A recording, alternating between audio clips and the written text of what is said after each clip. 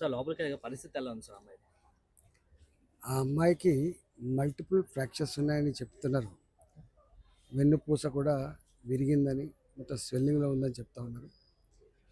డాక్టర్లేమో ఇంకా 15-20 డేస్ అయితే గానీ ఆమెకు ఆ న్యూరో ప్రాబ్లమ్ ఏదైతే ఉందో చేయలేము, రెక్టిఫై చేయలేమని చెప్తున్నారు.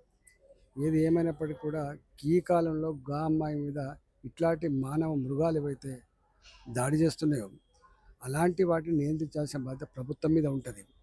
ఇట్లాంటివి ఉపేక్షించకుండా పాపం చిన్న పిల్ల 8th క్లాస్ చదివేటువంటి పిల్ల, 12 సంవత్సరాల పిల్ల, 13 సంవత్సరాల పిల్ల, ఆ పిల్ల మీద ఈ అఘాయిత్యం చేయడం, ఇంకా మనిషిని విసిరేసి చంపాలనే ప్రయత్నం చేయడం అనేటువంటిది ఇది హత్యానేరం కింద వస్తుంది. కాబట్టి తక్షణమే ప్రభుత్వం దీని మీద సంపూర్ణంగా విచారణ జరిపి బాధ్యులను కఠినంగా శిక్షించాలని చెప్పి డిమాండ్ చేస్తా ఉన్నాం.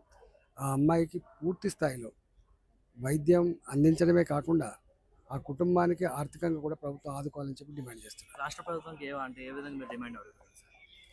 రాష్ట్ర ప్రభుత్వం పూర్తి మెడికల్ ట్రీట్మెంట్ అంతా వాళ్ళే బాధ్యత తీసుకొని ఇవ్వాలి. రెండవది వానికి శిక్ష వేయాలి. ఇట్లాంటి మానవ మృగాలకు శిక్ష వేయాలి. ఇలాంటి మంచిది కాదు కాబట్టి. మూడోది ఆ కుటుంబాన్ని ఆర్థికంగా కూడా ఆదుకోవాలి.